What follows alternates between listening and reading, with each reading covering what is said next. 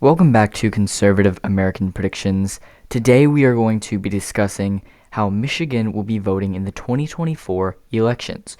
So not only will the people in Michigan be voting on the president, as will everyone else in the nation, they also have a pretty important Senate race. However, the presidential race is the much more contested of the two, and it's by far more important. So, like the other videos in this series, I'm going to be breaking the presidential race down first, and then we're going to move on to the Senate race. But before I get into that, I hope you did enjoy the video. Comment down below your Michigan predictions, and make sure to subscribe if you do enjoy. So right now, this is the presidential map. As you can see, this is what it stands at before any battlegrounds are filled in, or after the battlegrounds are filled in, but then Michigan isn't, which Michigan is the focus of this video. And this is the Senate map before any battlegrounds, including Michigan, are filled in.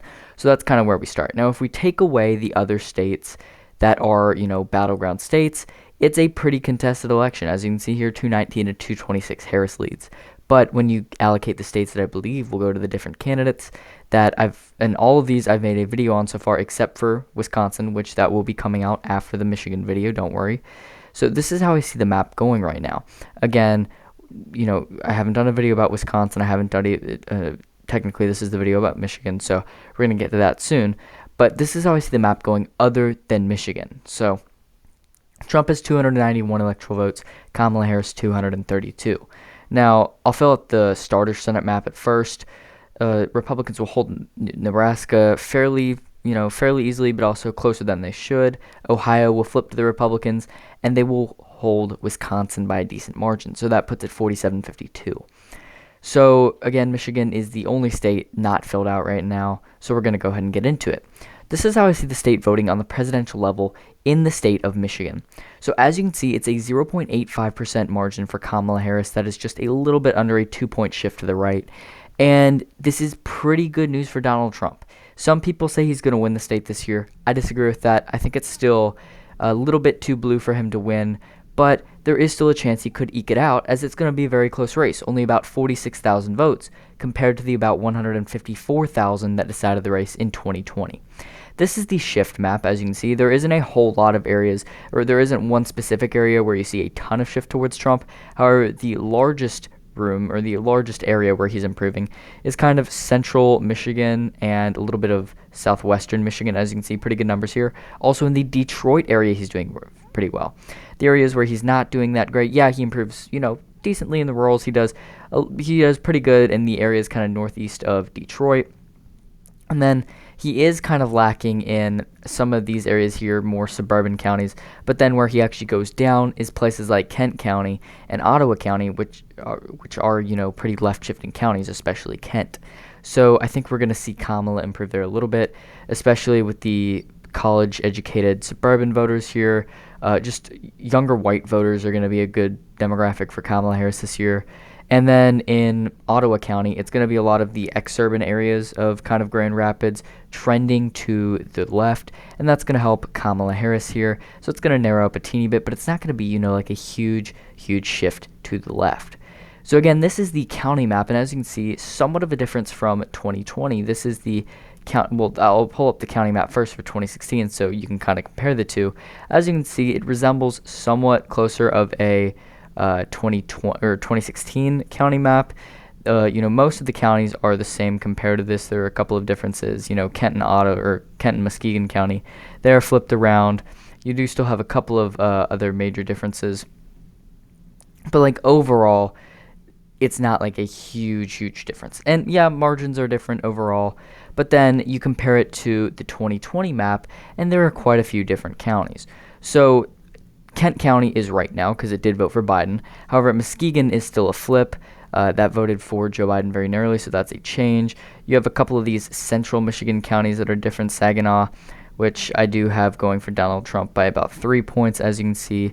A couple other counties, so kind of a mix between the 2016 and 2020 maps. A couple of counties wrong in both. However, overall kind of a mix of the two. However, Trump is getting closer to his 2016 margin when he actually won the state compared to when he lost the state by 2.8 in 2020.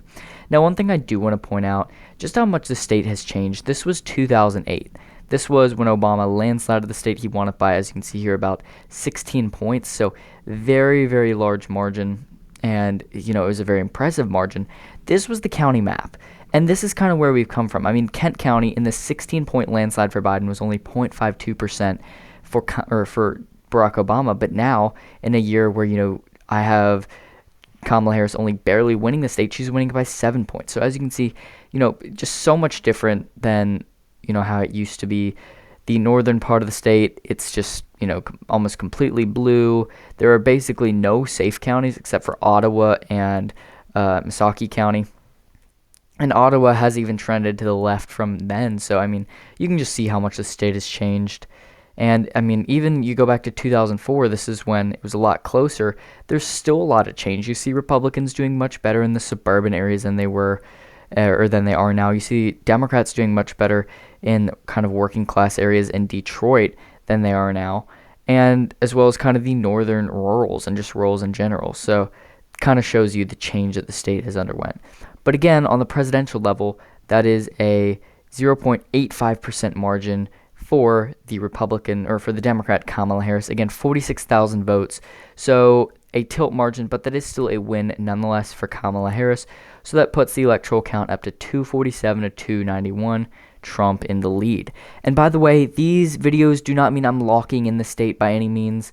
We still have 6 days until election day. There's still so much that could change. So this is definitely not a final prediction. And then the Senate race, or I guess we'll talk about 538's prediction real quick for Michigan on the presidential level. As you can see here, they have it, it's a pretty decent margin. It's very close still, but Harris is up 56 out of 100 times. Pretty close to my margin, actually. They have it about 0.8%. So overall, I agree with them a lot on this one. So I think they made a pretty good call on Michigan. We'll just have to see if it, works out well, if we're right, or if we end up being wrong. But then on the Senate level, we'll go to that next, and we'll actually talk about what 538 thinks it's going to vote as right now. Well, Michigan's Senate race, it's an open Senate race. You have the incumbent Debbie Stabenow is retiring. She won in 2018 against John James by a pretty decent margin. But then this year, again, she is retiring, so you have an open seat where Congresswoman Elissa Slotkin, a more generic moderate Democrat, is challenging a not terrific candidate on the Republican side. I think Republicans could have done better. However, there isn't a huge bench in the state. Mike Rogers, a kind of generic Republican, and he's closer to the Bush wing of the party than the Trump wing of the party, so that's going to hurt him in rurals and working class areas. As you can see, the 538 margin is about 4 points for Elissa Slotkin, which I do agree with. I think it actually underestimates Slotkin by a little bit.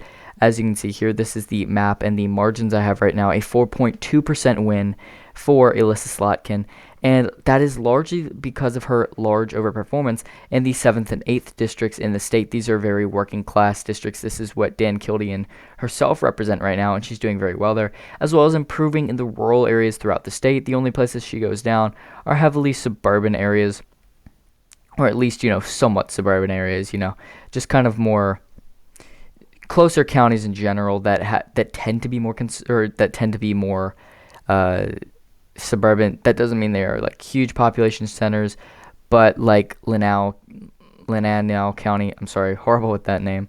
But that county, it's not a large county, but it is still one where John James actually won in 2018 or in 2020 when he ran in a different seat. But in that same year, Trump lost it. So it shows somewhat more generic Republicans tend to do better here. So I think that he'll narrowly shift this county to the right, including its kind of exurban areas. And then also in the Kent County area, he only barely shifts it to the left, but then the surrounding exurbs, he will shift to the right a little bit. This could change. I think that he definitely could go down in these counties. However, he's kind of the typical Republican in this area. And then he's going to improve in Livingston. This is an area he used to represent in Congress, I believe. And then also in Monroe County, he'll probably improve here a little bit.